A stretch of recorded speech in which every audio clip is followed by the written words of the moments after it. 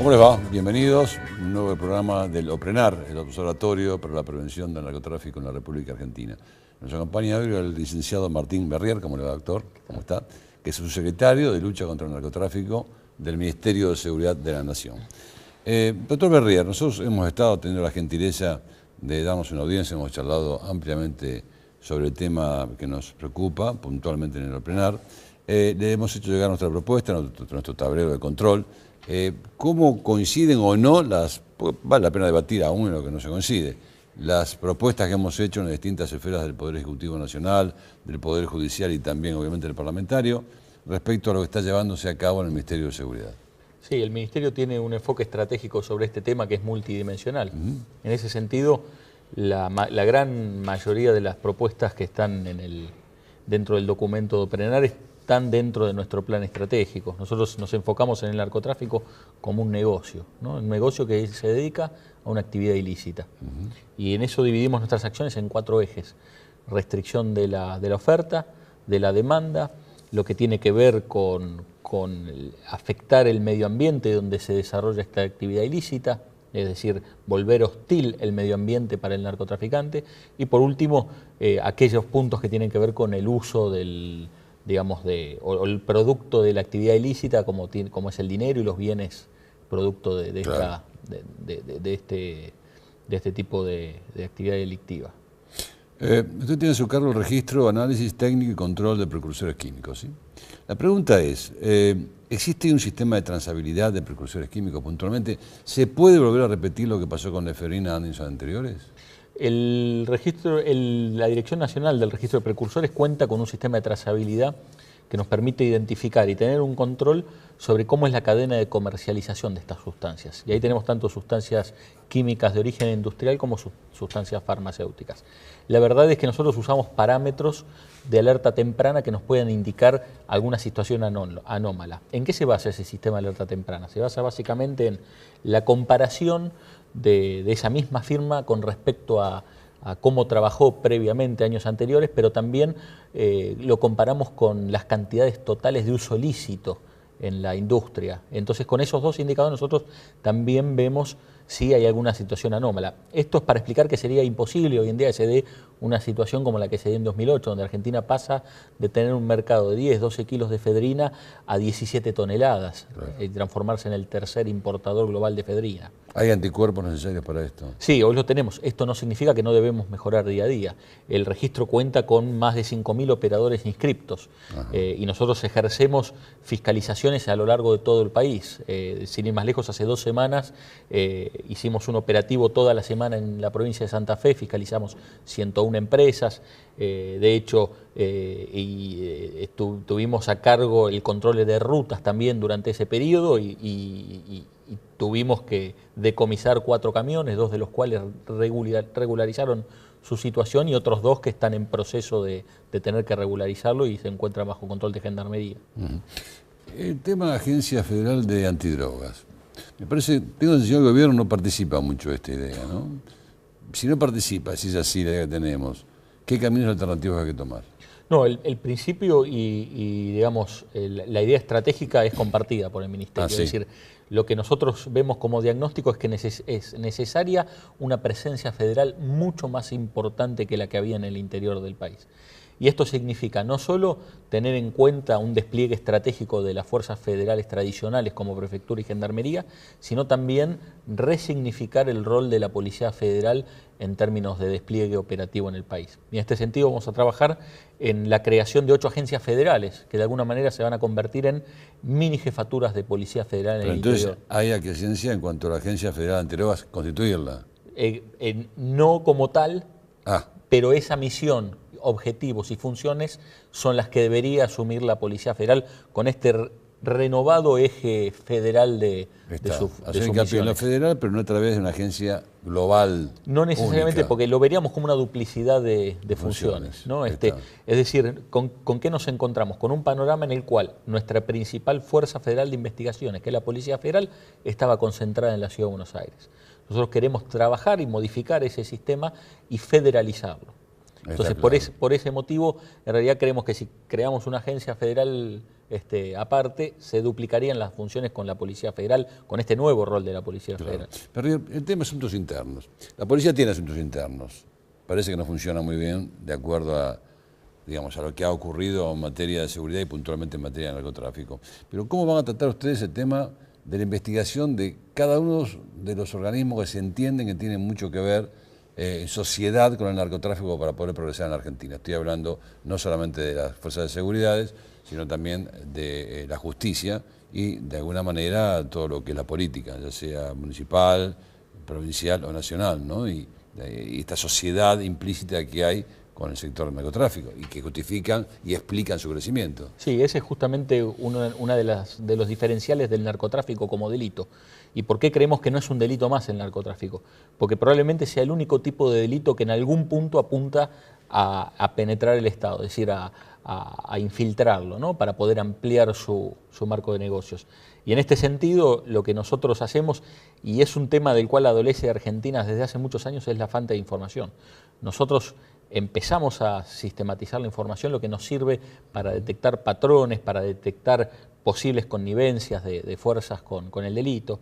Sin embargo, y gracias a Dios, hoy no vemos un gran problema a nivel federal en este sentido. Sabemos que hay algunas provincias que tienen algunos de estos problemas de consideración, pero a nivel federal no es tanto. ¿Y por qué no es tanto? Porque está intrínsecamente relacionado con el control del territorio. Y en este sentido es la fuerza que está desplegada en el terreno quizás la más sometida a la posible cooptación por el narcotráfico. Como las fuerzas federales tienen un nivel de involucramiento en el territorio, pero es solo una de sus funciones, no está tan expuesta a esta problemática.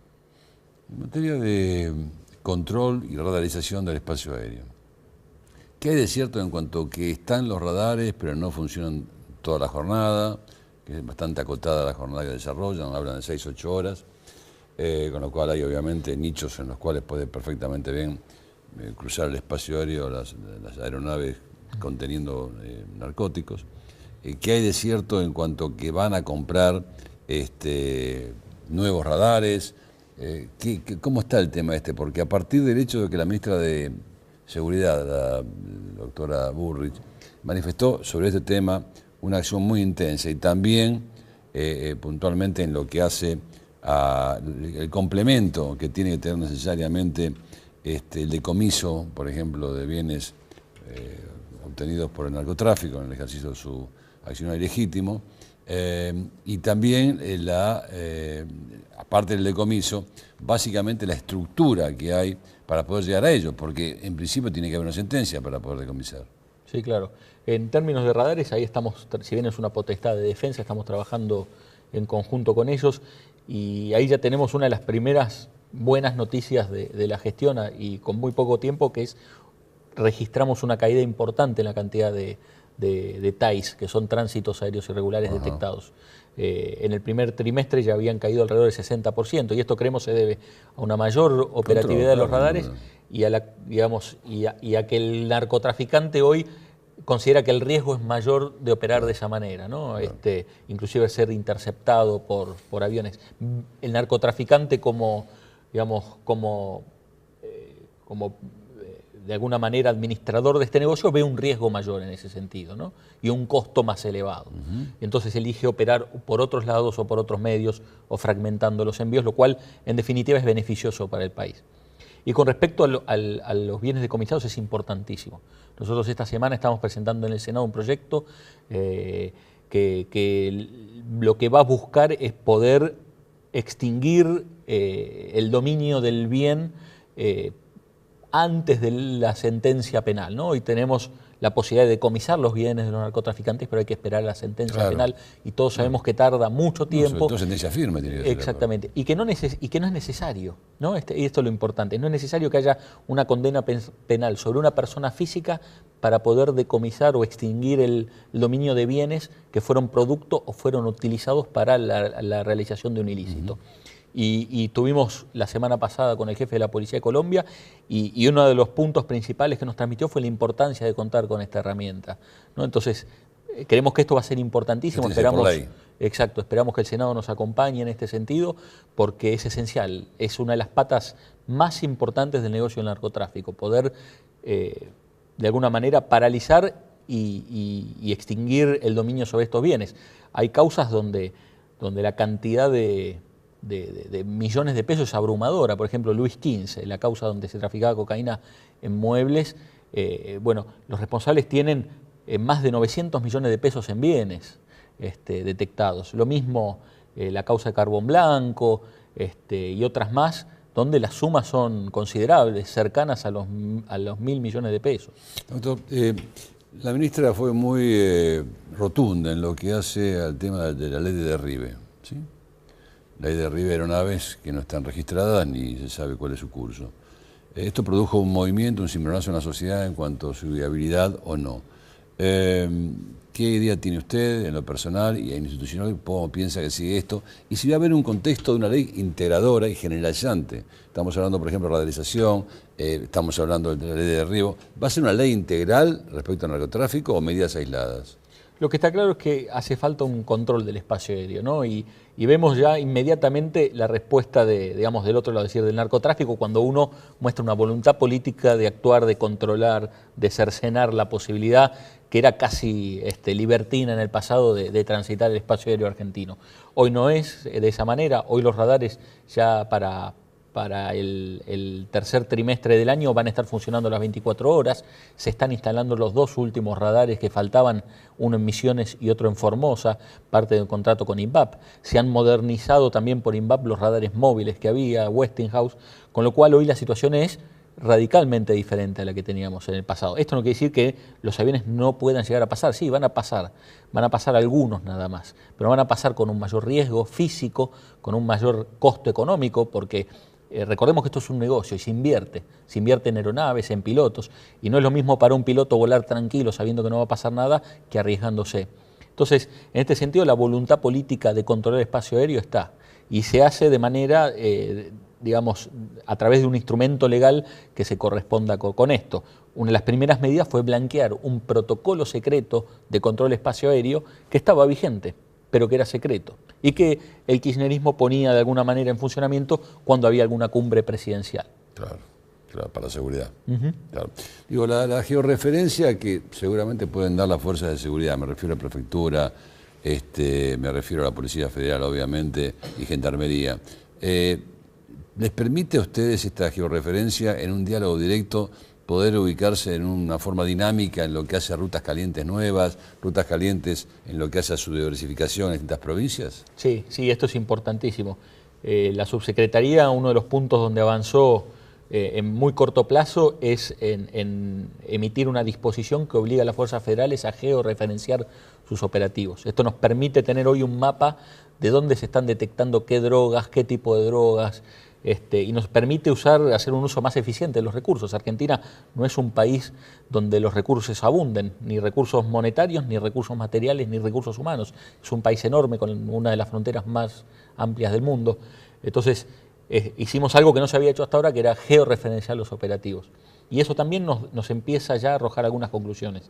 Por ejemplo, lo que vemos es que, a diferencia del pasado, donde había rutas muy claras en la Mesopotamia con la marihuana y en el noroeste argentino con la cocaína, hoy están cada vez más entrelazadas. Y esto quiere decir que no estamos hablando de grandes organizaciones que controlan toda la ruta del narcotráfico, sino que son pequeñas organizaciones que logísticamente controlan cada etapa del comercio. Claro. Entonces, un día trafican marihuana, otro día trafican cocaína, otro día pueden traficar armas o personas.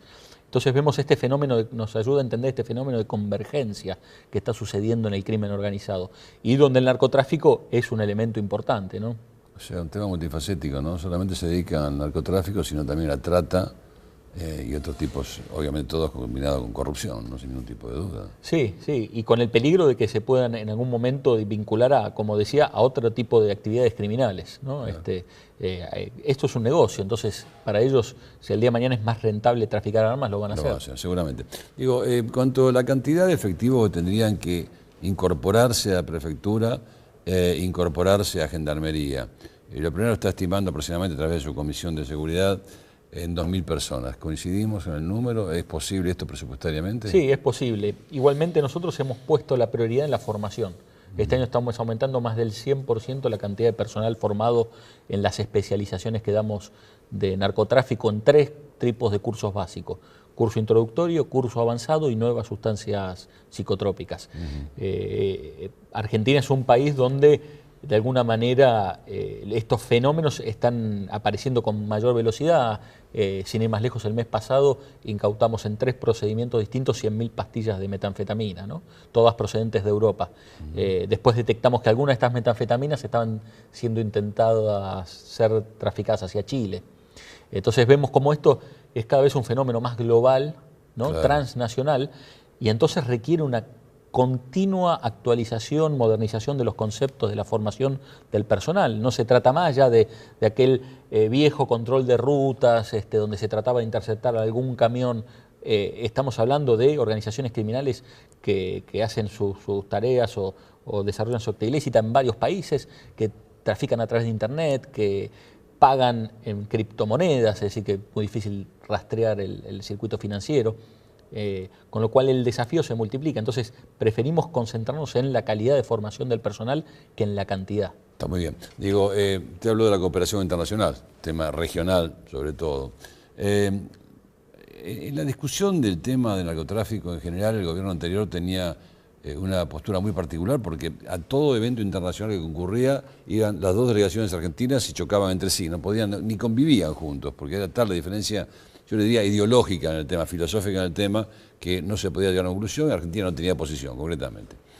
Eso, conjuntamente con la posición de este gobierno, de ponerle la mira exactamente más que en la sustancia, en el sujeto, me parece los 2 elementos más importantes hasta ahora de este gobierno en la práctica internacional.